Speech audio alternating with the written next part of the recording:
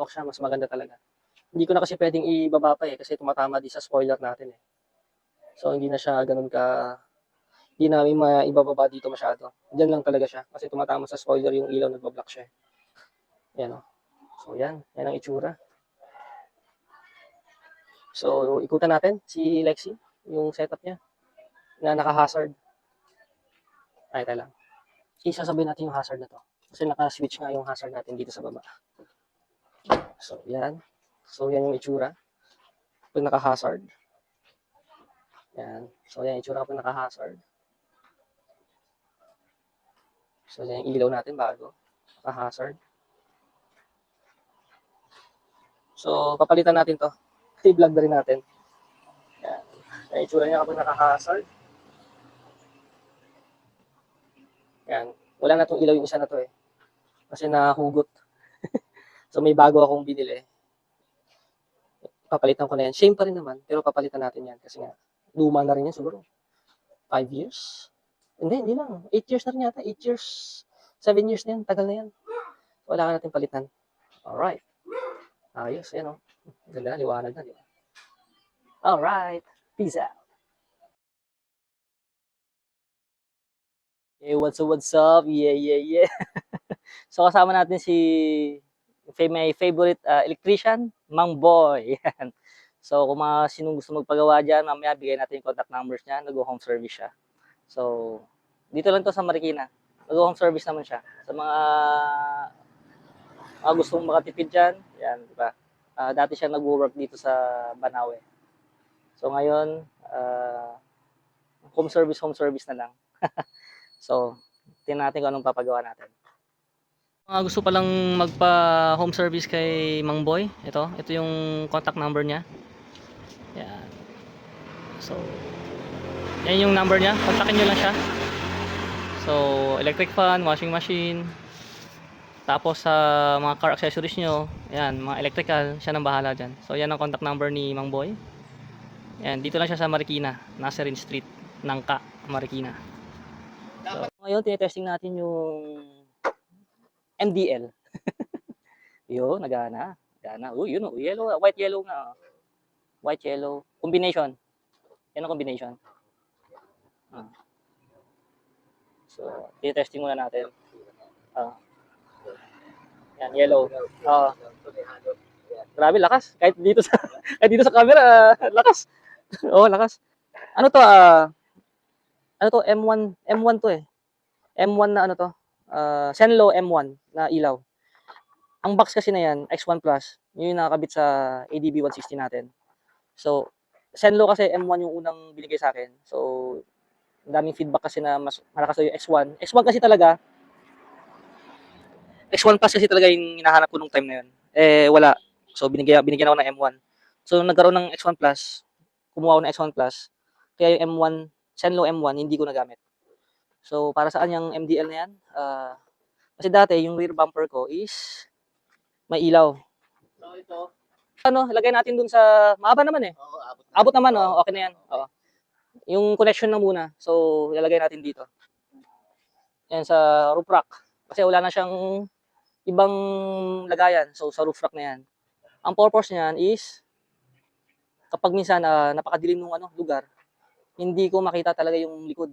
Kahit umatras ka. Itong natin, reverse light, mahina naman kasi yan. Tsaka ito, nailaw rin yan, pero mahina pa rin. Ayun may camera tayo dito.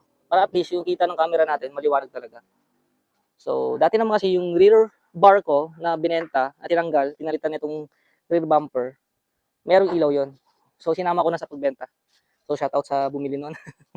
So, kaya ito ngayon, mahina yung reverse light. So, additional ilaw. So, hindi naman natin gagamitin kung saan yan. Talagang kapag sa mga madidilim na area lang.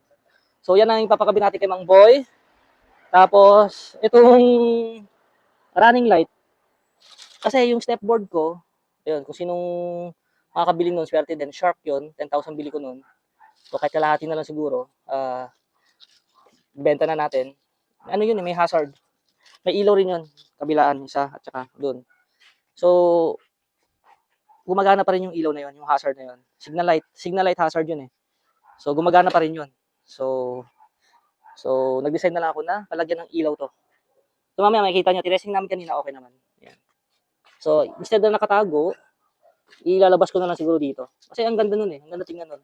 Pang motor din yun, pwede to, pwede to sa ano, sa headlight ng motor, pang kilay-kilay, parang daily ano, running light. Parang DRL, daily ano, running light siya. Pwede rin sa ano yun, sa sasakyan, sa headlight ng sasakyan. Nilalagay rin yan, at saka sa motor. So usually dito nilalagay yun eh. Ako, ayaw ko naman ng ganun. Gusto ko dyan lang sa rock slider natin. So mamaya, tingnan natin yung ano, yung kalalabasan. Pinapa-set up ko na kay Mang Boy. Kaya kung gusto niyo magpagawa ng electric fan Mang Boy, no? Washing machine. Mga home appliances. Mga home appliances yan. Dito lang yan kay Mang Boy. Yan, dito lang yan sa ano. Anong street na Mang Boy? Nasa rin. Nasa rin. Malapit na to sa bahay. So, pwede niyo akong kontakin para makontak ko rin si Mang Boy. Pero bibigyan natin na mamaya yung number ni Mang Boy. So, nandito yung ano. Andun nga yung electric fan. Nilalabas na natin. May siradi kasi ako electric fan. Papagawa rin natin kay Mang Boy. Yan. Ano pangalan nung ano mo? Yung ginagawan mong adventure doon? Ano pangalan nun? Yung taga Mandaluyong? Oh, shoutout mo si Jan. Oh, shoutout Jan, oh. Si Mang Boy, oh. Okay lang ka naman papagawa uli. Busy pa. Alright, oh. Ayan, oh. Shoutout kay John. Busy si Mang Boy sa akin ngayon. Kaya sige. Yan. So, yan lang naman yung mga ano natin. So, ito yung bago nating rock slider. Yan, kaka-install lang yan. So, tanggalin natin yung blue na yan. May mga bago tayong cable tie dyan. Tanggalin natin mamaya yan. Boy, nasa baba na. Binaklas na natin yung battery. So, mamaya, makikita natin yung yung ano yan, yung connection, yung ilaw. Ang ganda ng ilaw na yan. So, ilaw dito natin lalagay. Taas. So, check natin yung bracket. So, ito yung ano, yung ilaw natin. Senlo. So, tingnan lang natin kung paano natin ikakabit to. Pansamantala. Alright, tingnan natin mamaya. May bracket naman eh. Ayun o. So, check natin kung paano. Ito pala yung switch na gagamitin natin. Ayan. Ito yung sa hazard. So, dalawang switch. So, tingnan natin mamaya. Parang nagbablog siya dun sa ilalim mo. Buti na ilaw siyang ganyan. Ayan o. Liwanag, di ba? Yan. Mamaya, gagana yan. Kailawin natin. Yan, ganda. Sa kabila. Tingnan natin sa kabila. Yun. Oh, blue. Oh, blue. Yun, working na yung ice blue natin. Ice blue yun, ice blue. Ayan. Oh, ganda. Oh, ganda. Ice blue. Kabila, tingnan natin sa kabila. Kabila, ayan, oh. Ayos. Yun, ganda ng, grabe, ganda ng pagka, ano niya, parang DRL niya na yellow, ganda. Oh, haba, ganda. Ayan, oh, kitang-kita, oh. Ewan ko na lang kung, Dito lang. Oh, panalo. Liwanag pati, ayos na rin. Oh, liwanag na, kitang-kita na. Taba ng utak ko. Ano kasing naisip eh. Oh, di ba? Kasi yung stepboard natin, yung Shark dati, may signal light yun eh. So, iniisip ko kung paano kung gagawa ng paraan yung rock slider natin na gawa, lagyan ng signal light din. So, yan. So, yan yung naisip natin. Ganda, di ba? Para sa akin, maganda. Bahala kayo. Hindi kayo nagagandahan. So, eto na po. Yun o, liwanag oh. Talagang kitang-kita ka kapag lumiko ka dyan. Yan o. Yan. Ito, bago na. Oo, ganda. Tatlong switch yan, no? Sige nga yung isa. Oo, liwanag. Yung blue na tumatakbo, running ice blue. Liwanag, oh. So, demo lang natin yung ilaw natin. Bale, ito yung sa hazard light. Yan. Kapag inap natin, kulay yellow yan. Yan. Yan, kita nyo, yellow. So, kapag binaba natin, kulay blue naman yan. Yan. So, yung yellow niya, talagang hazard talaga. So, hazard natin lang. Tapos, ito is, yung ilaw natin sa likod. So, makikita natin dito sa taas. Yan, papakita ko. So, kapag inap natin, yan ay sa combination. Combination yan. Pag dinaw natin, three-way kasi yan. Yan, combination. Pag binaba natin, yan yung, ito pa rin combination. Pag binaba natin combination, yun, nakita nyo.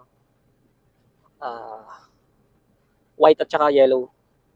Kapag tinaas natin, yan yung yellow. Tapos ito, white lang to. Ito, white lang to. Ayan. White lang siya. Ayan. Tapos ito, combination. Sa reverse light natin to kapag kailangan natin ng extra ilaw. Ayan. Sa down yan, middle. Tapos up is yellow. Tapos etong switch is ito, blue. Ice blue. Tapos up is hazard, yellow. Kasi makikita natin ito sa camera dito. Yan, makikita natin dyan. Kapag nag-reverse tayo, tapos meron din itong, kapag nag-reverse tayo, makikita rin natin yung ilaw dyan. I-reverse natin yan, tignan nyo ha. Pag ni-reverse natin, so ito, yung puti lang. Yan. Kita natin, may ilaw tayo. Ito, down is combination. Yan ang combination. Kita natin. And yellow.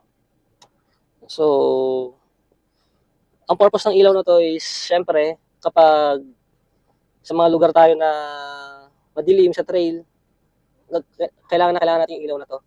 Hindi lang ilaw ng sasakyan, kundi ilaw ng mga kasamahan natin na makita sila. May mga separate switch naman yan. Sa hazard, separate switch yan. Separate switch naman yan. So, kapag pinindot ko to, hindi yan gagana unless i-press ko siya. May sarili siyang switch. So, yun nga, use properly yung ilaw na to, hindi yung, alam mo yun, yung maka-perwisyo ka sa iba. Ito pa itsura ng hazard natin. Yan, itsura niya. So, kapag pinindot natin tong isa, yung blue, ito yung gusto ko dito eh. Yung blue. Kapag pinindot natin yan, binaba natin. So, yan yung itsura niya. Ooh. Yan. Diba? Kakaiba. Tapos, check natin yung ilaw natin. Kung saan nakatutok. So, yan. So, tingin ko ayos na rin naman. Wait lang, ayusin lang natin. Mukhang malayo eh. Kailangan makita natin yung saan talaga nakatutok. Ay, malayo nga. Adjust lang natin. Kailangan kasi inaakit yun eh. Malayo siya. So, adjust lang natin. Yun. Para mas malawak yung kita niya, yung sakop niya. Yan, at least kitang-kita siya. Na-adjust naman yan eh. Alright. Ayan. At least kita na siya. So, ito yung white. White to white. Ayan. Puti siya, puti. Ayan. So, sa baba naman, hindi siya kapag dito ako, kung ako yung sa likod na nagda-drive, hindi siya nakakasilaw kasi sa baba naman yung niya, yung tutok niya. Unless, kung makulit siya, tutok na tutok siya sa akin, dito siya sa, naka-bumper to bumper siya. Kapag inilawan ko siya, sigurado. Pero dito, hindi siya nakakasilaw. So, try natin yung white to white, yung combination. Try natin yung combination. So, ito yung combination niya.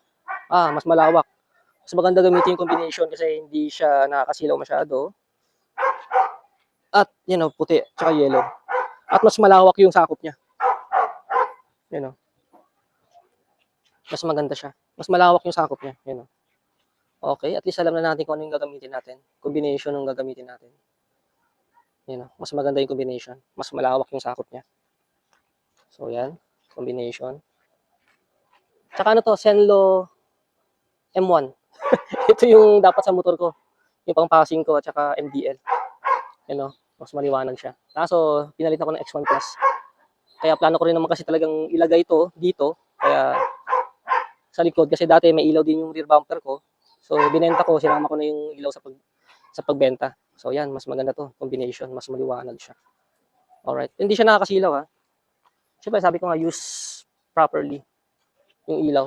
Hindi siya nakakasilaw. So, yung white. Check natin yung white. Nakita-kita yung ulan, no? So, yan yung nakababa. So, itaas lang natin. Yan. So, pag tinaas natin, yun yung yellow. Oo, oo nga. Mas maganda nga yung combination. So at least alam natin kung ano yung gagamitin nating ilaw. Combination. Kaya ako rin chinek 'to ngayon kasi nga at least hindi tayo ano, yung ilaw niya pantay, tsaka hindi tayo nakakaperwisyo. Tsaka hindi naman natin gagamitin 'to sa city. Wag lang may makulit ba, na nagmamadali kapag sa traffic. Wag lang yung gano'n. Kasi kapag gano'n, siyempre masakit din kapag iniilawan ka, kahit naka super block ka, eh, kapag inilawan ka talaga masakit din talaga kapag nag-high beam. So wag lang sanang may makulit na gano'n. 'Yan, kasi mahirap din kapag gano'n. Kaya minsan wag na lang natin patulan. Tsaka wag na lang natin gamitin sa mga gano'n. 'Yan, alam mo na, 'di ba? Baka ma-viral tayo. So ayan, yellow siya. Okay din yung yellow, yun nga lang hindi siya gano'n kalawak. Maganda yung combination kasi hindi siya ano, hindi siya masakit sa mata yung yellow. Mas maganda yung combination kasi malawak yung sakop niya, eh. Okay, so yan. So yan yung setup natin. Yan, hindi siya nakakasilaw. Kahit dito sa ano, kita niyo naman. Oh, dito yung tutok niya, oh, sa baba, oh. Yan, oh. Sa baba talaga yung tutok niya. Yan ang nakakasilaw. O kapag dito na, malayo na. Hindi na siya nakakasilaw. Kasi pang reverse light lang naman kasi talaga to. Back up ko lang sa reverse light natin. Kasi minsan, sa may mga punta tayong Tanay, ganyan. Trail tayo. Kung saan tayo nakakapunta. Ang hirap, pati na walang masyadong ilaw sa likod. Saka lalo na yung, try ko rin ilipat yung camera. Kasi naarangan ng gulong natin. So, try ko siyang ilipat ng pwesto. So, yan. Hindi siya nakakasilaw. Alright. So, yan ang setup po natin. Yan. So, yun lang. So, yan ang setup. So, ikutan na natin. So, yan yung bago nating ilaw. Yan. Puro ilaw. Alright.